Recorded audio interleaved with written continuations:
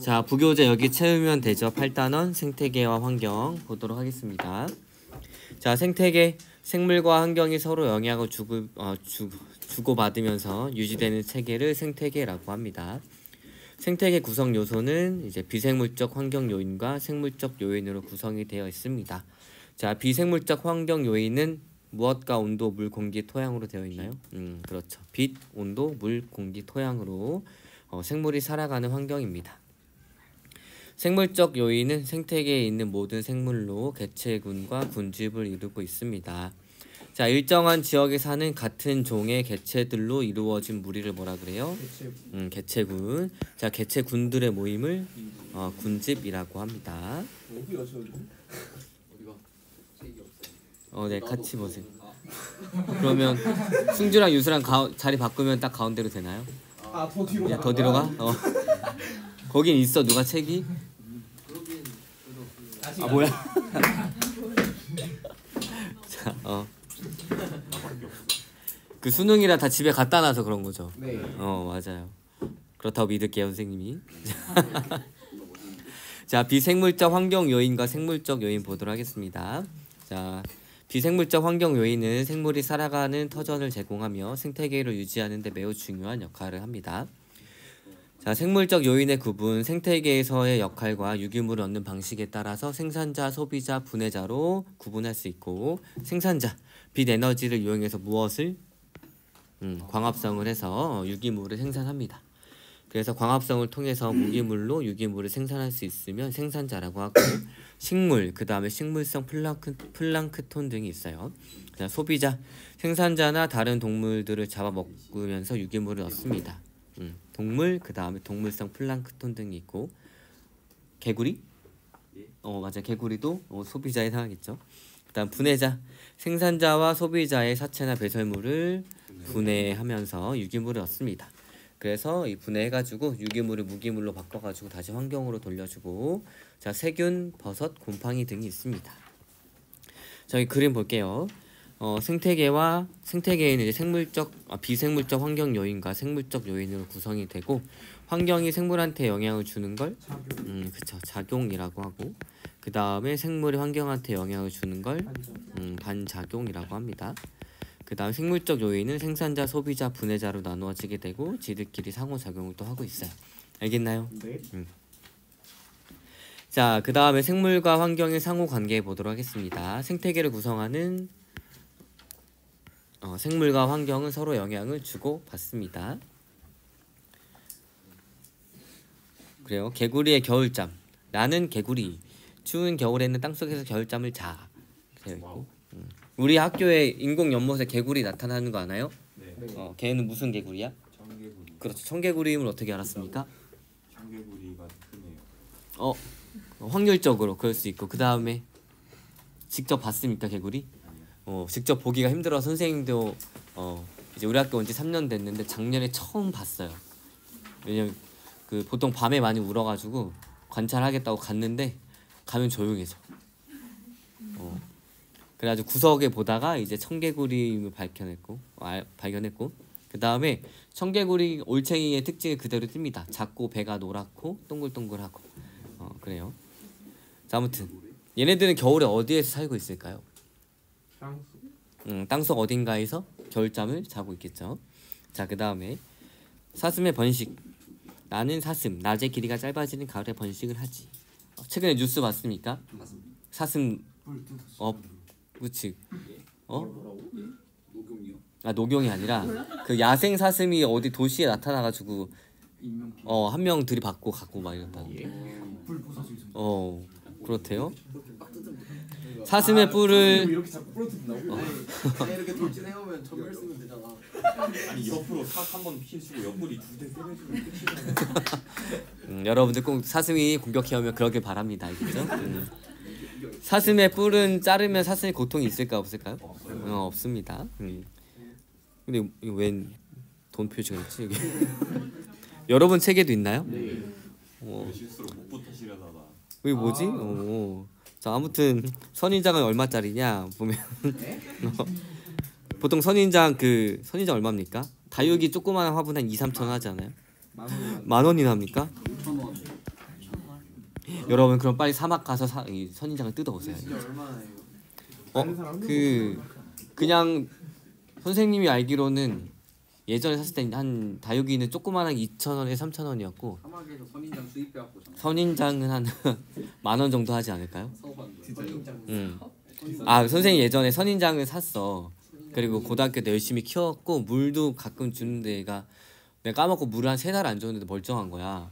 그래가지고 선인장을 주거나 안 주거나 뽑았더니 가짜 선인장이었어. 열심히 줬는데. 뽑았더니 뿌리 부분에 플라스틱 그 뾰족한 이쑤시개 같은 게 뽑혀나가지고 나는 1년 동안 뭐 하는 것인가에 대해 얘가 1년 동안 변화도 없고 죽지도 않고 그래 내가 물을 잘 준다 그렇게 생각했지. 그래 고등학교 때 속아가지고 가짜 선인장을 1년 넘게 키운 적이 있습니다. 아무튼 선인장이래요. 사막처럼 물이 부족한 환경에서 잎이 가시로 변했습니다. 네, 파리지옥. 식충식물인 파리지옥은 토양의 질소가 부족해서 곤충을 잡아서 분해합니다. 그렇다고 해서 얘가 소비자가 아니에요. 알겠죠? 얘는 스스로 광합성을 할 수 있으니까 생산자라고 합니다.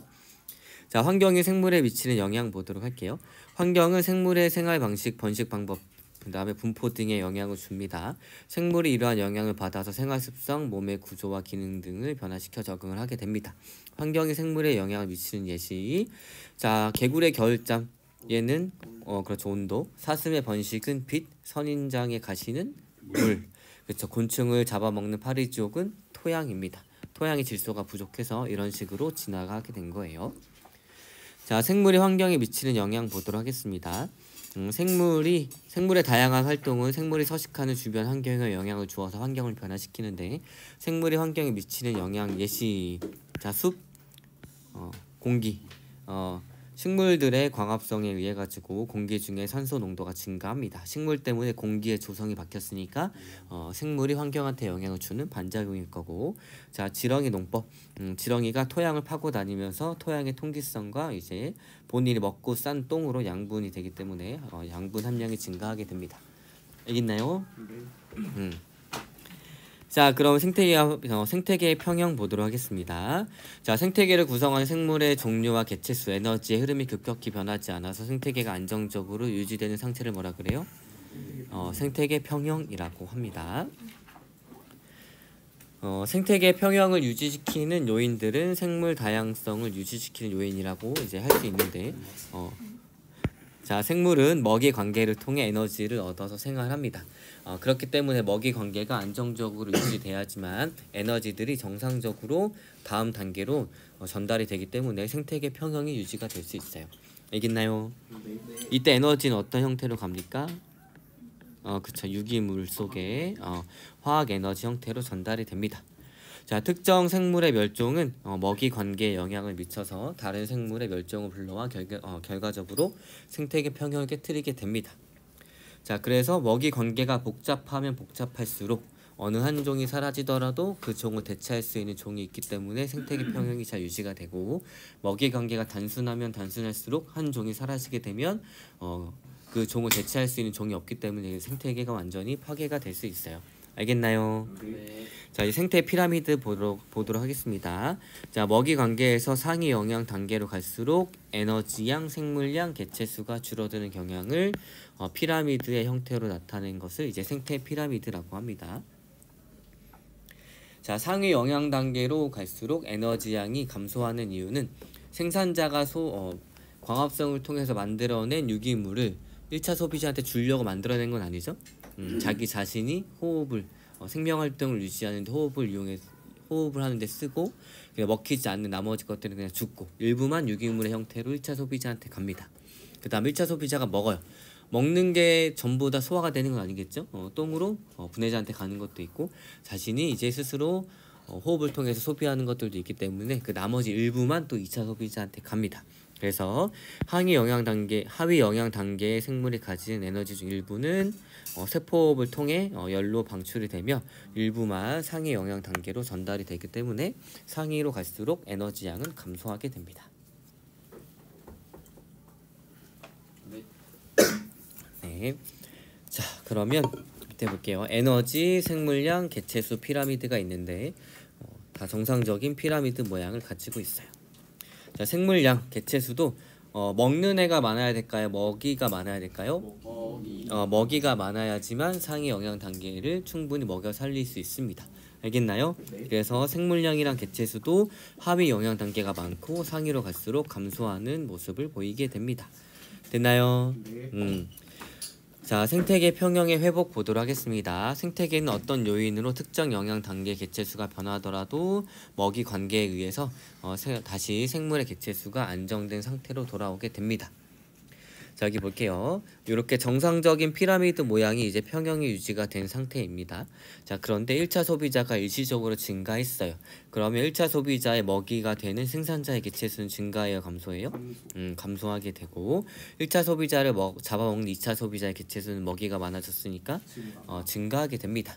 자, 그럼 2차 소비자가 증가했으니까 1차 소비자는 감소하게 되고 1차 소비자를 잡아먹는 2차 소비자의 개체수는 얘가 감소했으니까 그쵸 감소하게 되고 1차 소비자가 감소했으니까 1차 소비자의 먹이가 된 생산자는 다시 증가해가지고 다시 원래 상태로 회복이 되게 됩니다. 알겠나요? 자, 생태계 평형에 영향을 미치는 요인들 보도록 하겠습니다. 안정된 생태계의 특징.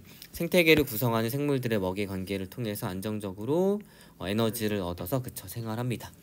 자, 일반적으로 에너지량, 생물량, 개체수는 상위로 갈수록 감소하는 피라미드 모양인데 이런 것들을 생태 피라미드라고 합니다.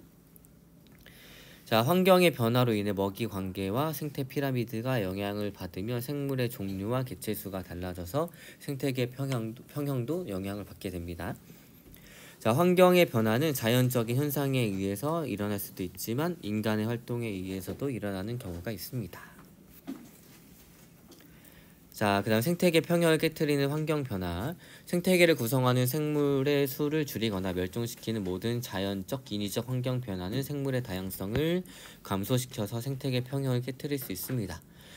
생태계 평형 환경 변화 예시 보도록 할게요. 자연환경 파괴에 따른 생물의 서식지 감소, 산업 발달에 따른 대기 수질 토양 오염, 그 다음에 과도한 사냥, 그 다음에 뭐의 유입이 있을까요? 그렇죠. 외래종 유입이 있습니다.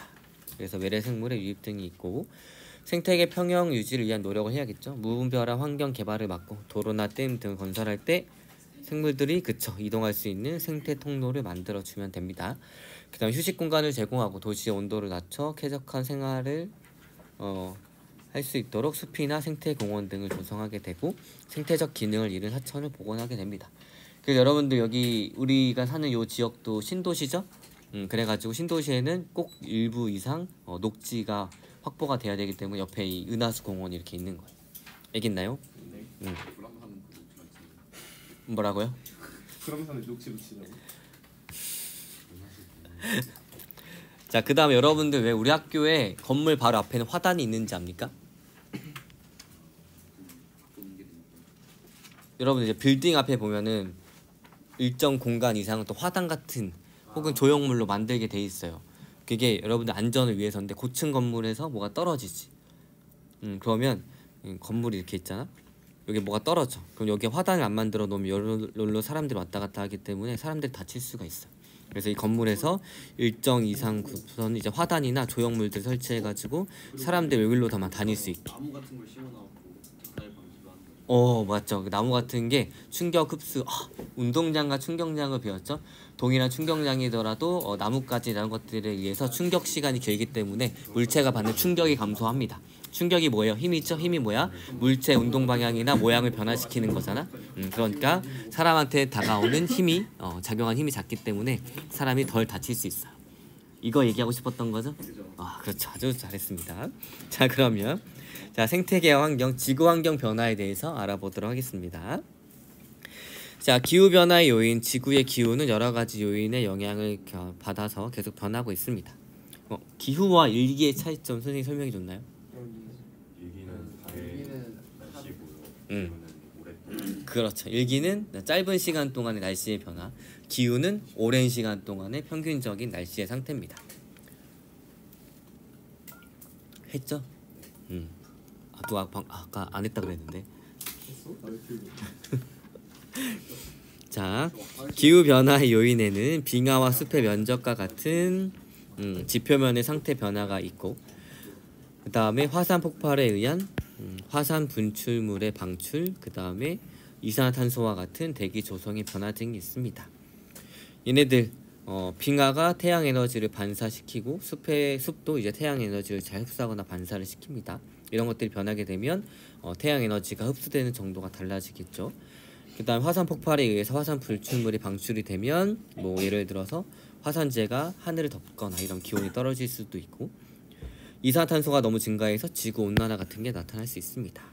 자, 지구온난화 정의, 지구의 평균 기온이 상승하는 현상으로 원인은 화석 연료의 사용량 증가가 가장 큰 원인에 해당합니다. 그 다음에 지나친 산림 벌채와 가축 사육 등에 의해서 나타나게 됩니다. 자, 지구온난화의 영향, 극지방과 고산지대의 빙하가 녹고 해수에 열 팽창이 일어나 해수면이 상승하게 됩니다. 해안 저지대가 침수하여 생활 공간이 줄어들게 되고 곡물 생산량이 감소하게 되고 수온이 상승하여 강수량과 증발량이 변해서 기상이변이 일어나게 되고 생태계가 변합니다. 자, 대책, 지구온난화를 억제하기 위해서는 화석연료의 사용량을 억제하고 신재생 에너지를 개발해야 합니다.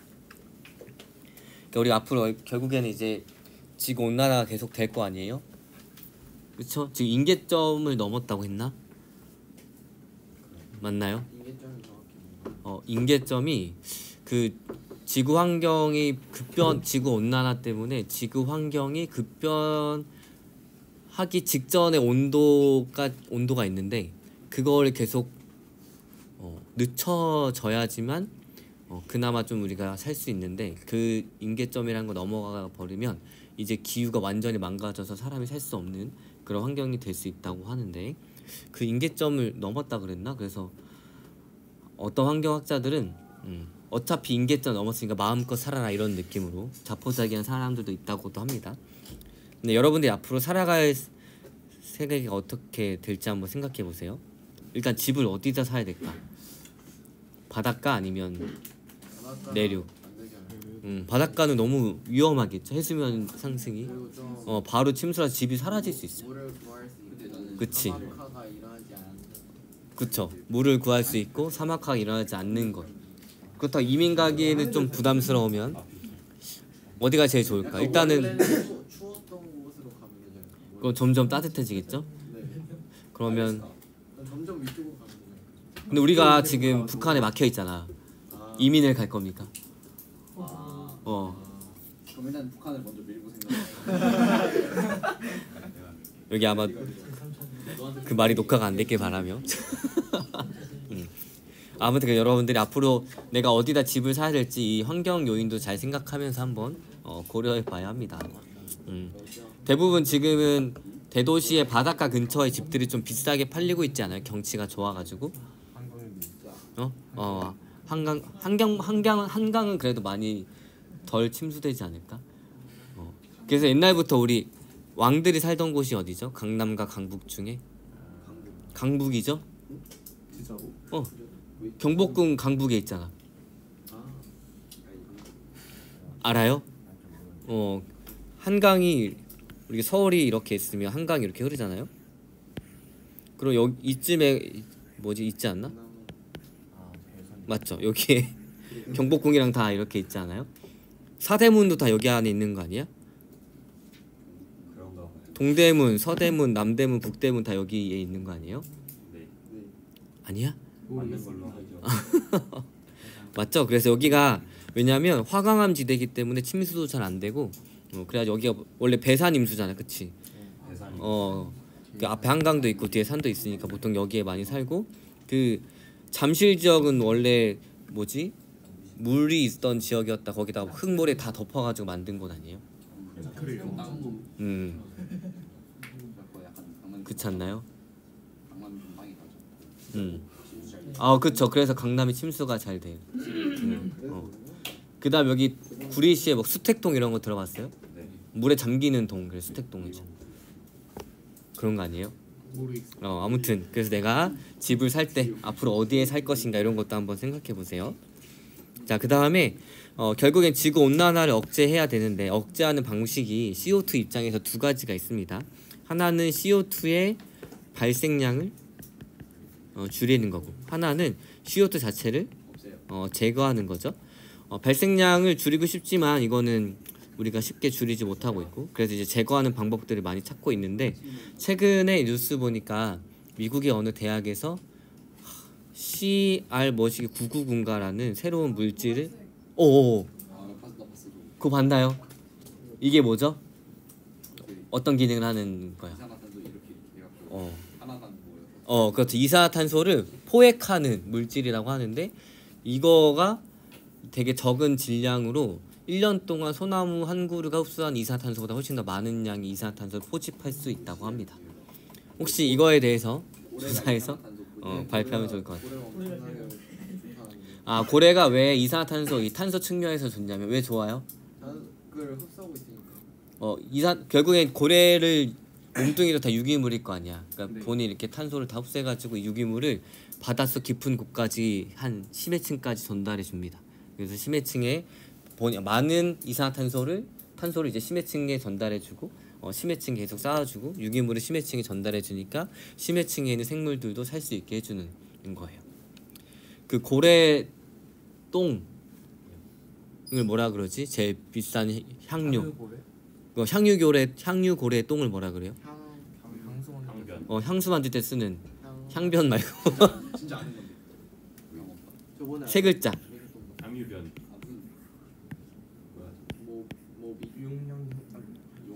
용연향 아니에요? 얘가 똥이 되게 오래되고 뭐 이렇게 될수록 그 안에 있는 향료가 그래서 막 1kg에 몇 억 이렇게 하던데. 나중에 바다에 똥 좀 주스러 가세요. 알겠죠?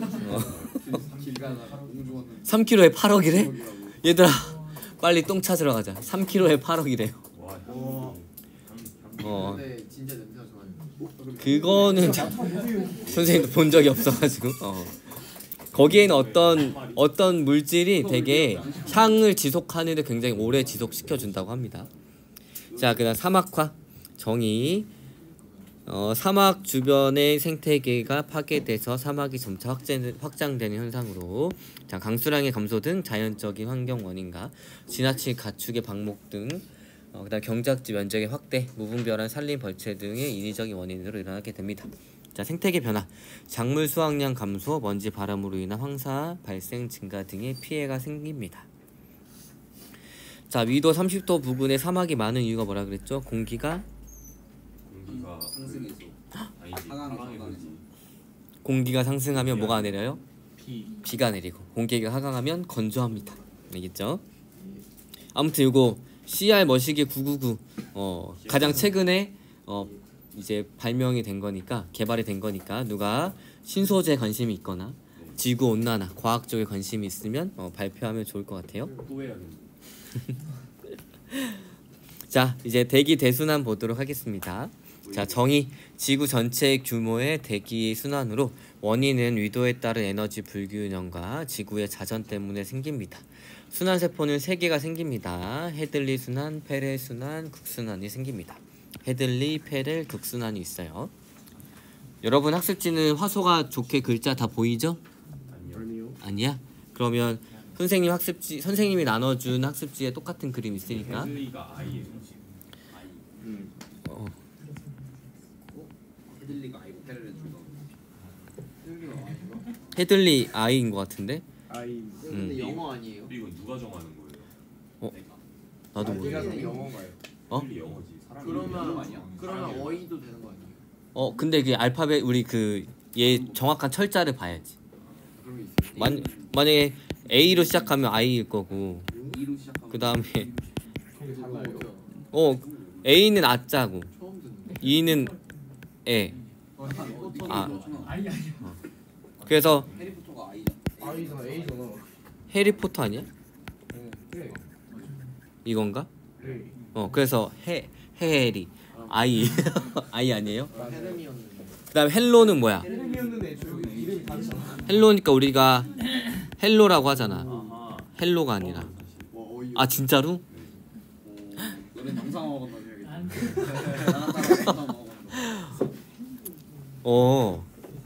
그렇구나.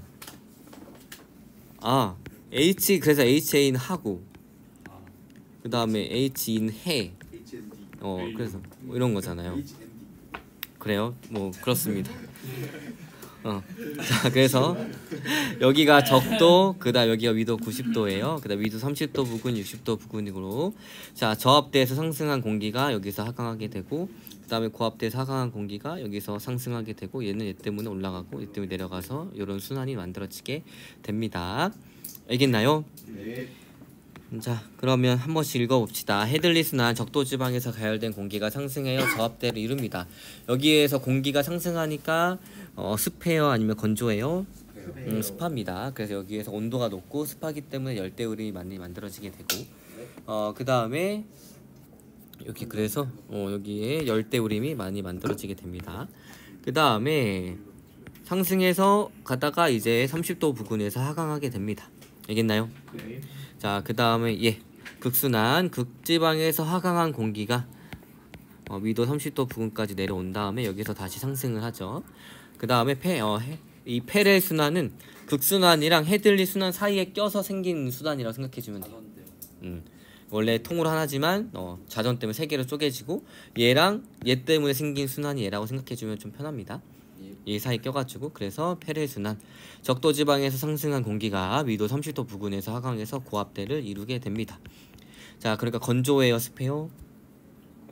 건조하니까 주로 이쪽에 사막이 많이 만들어지게 되고, 이렇게 올라가다가 이제 위도 30도 부근에서 위도 60도 부근에서 상승하게 됩니다. 자, 무승풍, 무역풍인데 얘는 북동 무역풍, 얘는 탄서풍, 얘는 극동풍입니다. 알겠나요? 자, 그럼 표층 해류 보도록 하겠습니다. 대기 대순환의 영향을 받아서 발생한 바람이 해수면 위에서 지속적으로 불면 해수가 일정한 방향으로 흘러 해류가 형성이 됩니다. 자, 북태평양에서는 자, 여기 적도죠. 여기가 북반구, 여기가 남반구, 그 다음에 여기가 태평양. 그 다음에 태평양에서 그냥 방향 정할 때는 여기에 방위 표시 사자를 둡니다. 그래서 여기가 여기가 서태평양, 여기가 북태평양, 여기가 남태평양이에요. 알겠나요? 자, 그러면 북태평양입니다. 그럼 반뚝 잘라서 북반구에 있는 태평양이죠. 자, 여기에서는 무역풍에 의해서 어떤 해류가 생깁니까?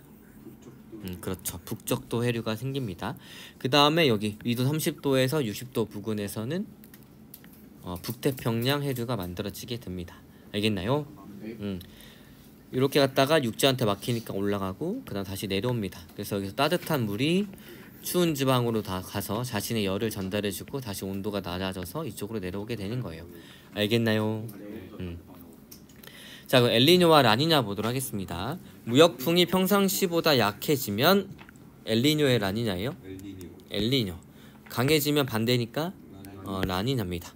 자, 무역풍이 평상시보다 약해지면 서태평양으로 이동하는 따뜻한 해수의 흐름이 약해져서 동태평양 적도 해역의 표층 수온이 평상시보다 높아지는 겁니다. 그러니까 평상시랑 비교하면 돼요. 자, 여기가 북아메리카, 남아메리카니까 여기가 동태평양, 그 다음에 여기가 서태평양, 인도네시아 쪽입니다. 원래 무역풍이 이렇게 불고 있어요. 그러니까 해류도 이렇게 이동하겠죠? 맞나요? 네. 자, 그러면 따뜻해진 물이 이쪽으로 이동하니까 여기에 온도는 따뜻해져서 상승기류가 발생하니까 비가 많이 내리게 됩니다. 일반적으로 여기가 비가 많이 왔고, 그 다음 여기 표층 해류가 이동하니까 여기 물을 채우려고 바닷속에 있는 찬 해수가 올라오는 용승이 일어나게 됩니다. 여기가 온도가 차가워지니까 하강기류가 발생하면서 원래 건조했어요. 알겠나요? 네. 자, 그 다음에 찬 해수가 올라오게 되니까 여기 찬 해수에는 산소도 많이 녹아있고 영양분도 풍부하기 때문에 좋은 어장이 형성이 되고 있었습니다. 그런데 무역풍이 약해져요. 그럼 잘 물이 이동해야 안 해요? 안 하니까 따뜻한 물이 이쪽에 많이 쌓이게 됩니다. 그리고 반대로 이쪽에는 따뜻한 물이 잘 오지 않아요. 그래서 평상시보다 비교했을 때 여기가 온도가 높아질까요, 낮아질까요? 낮아지니까 하강기류가 발생하게 되고, 여기 온도가 평상시보다 높아지니까 상승기류가 발생해서 원래는 건조했는데 비가 엄청 많이 오고, 원래는 비가 많이 왔는데 건조해지는 겁니다. 알겠나요? 그 다음 용승도 잘 일어나지 않으니까 물고기들이 잘 오지 않겠죠. 자, 그래서 동태평양 적도해역의 표층 수온이 평상시보다 높아지는 현상인 거고, 라니냐 반대입니다. 무역풍이 비정상적으로 강해지면서 따뜻한 물이 어마어마하게 많이 이동합니다.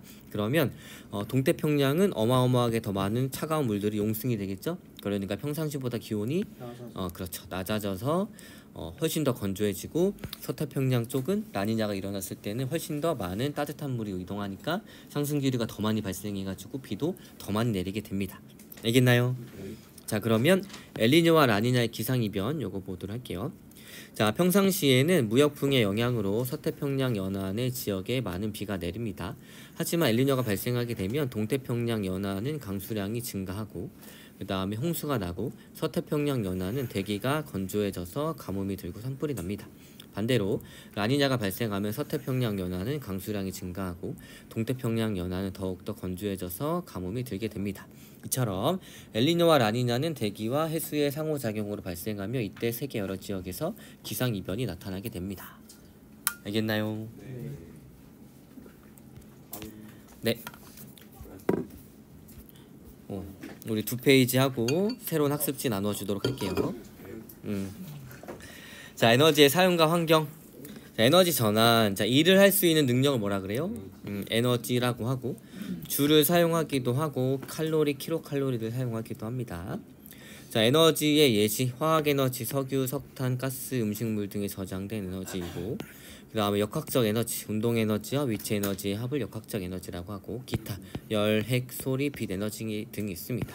자, 에너지의 전환, 한 종류의 에너지가 다른 종류의 에너지로 바뀌는 현상을 에너지 전환이라고 합니다.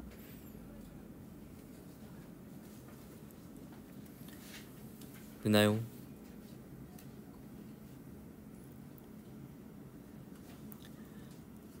오늘은 이번 단원 다 끝내고 학습지 나눠주고 끝내도록 할게요. 이번 시간은. 자, 에너지 보존. 에너지가 전환된 후와 전의 총합은 에너지가 전환된 후의 에너지의 총합은 전환되기 전의 에너지 총합과 같다라는 것이 에너지 보존 법칙이고, 그래서 보존의 예시, 전구를 켤 때 빛 에너지, 열 에너지 등의 합은 사용한 전기 에너지와 같고, 청소를 할 때 소리 에너지, 열 에너지, 운동 에너지의 합은 사용한 전기 에너지의 양과 같습니다. 즉 청소기에 제공된 전기 에너지가 얘네들로 전환이 되지만 얘네들의 다 합은 제공한 전기 에너지와 같다는 얘기예요. 자, 열 기관, 다른 말로 엔진이라고 합니다. 아직 적을 시간 좀 줄게요.